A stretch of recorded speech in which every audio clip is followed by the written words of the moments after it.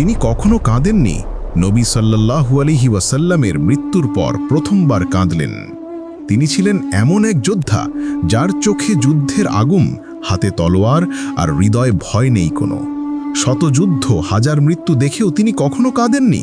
কিন্তু আজ নবী মুহাম্মদ সাল্লাল্লাহু আলাইহি ওয়াসাল্লামের মৃত্যুর খবর শুনে প্রথমবার তার চোখ বেয়ে গড়িয়ে পড়ল অশ্রু।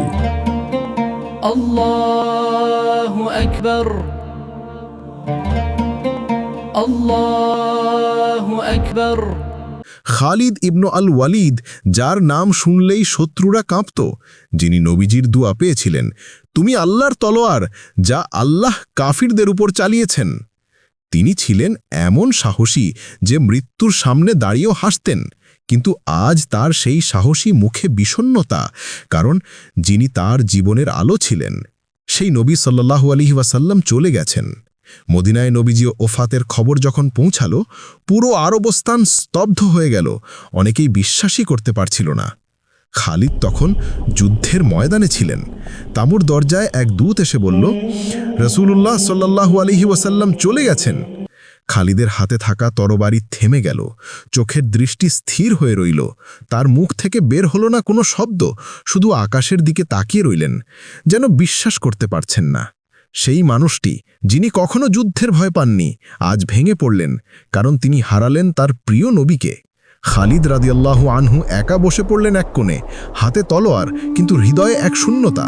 তিনি ধীরে বললেন, আমরা লড়তাম তার আদেশে, আমরা বাঁচতাম তার ভালোবাসায়, এখন তিনি নেই, কাকে দেখব আমরা? তার চোখে পানি জমল, আর সেই পানির ফোঁটা গড়িয়ে পড়ল গাল বেয়ে।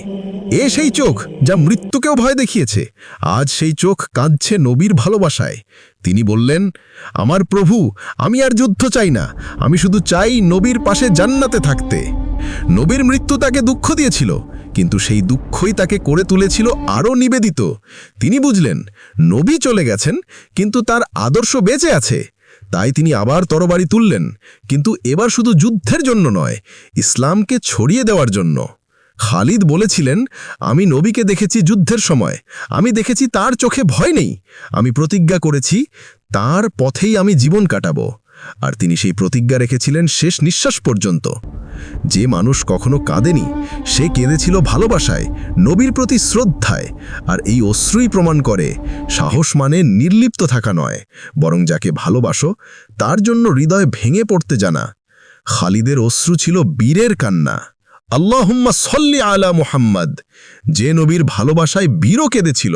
ফলো, লাইক, কমেন্ট করুন, যেন এমন আরও কন্টেন্ট আপনার কাছে পৌঁছে যায়।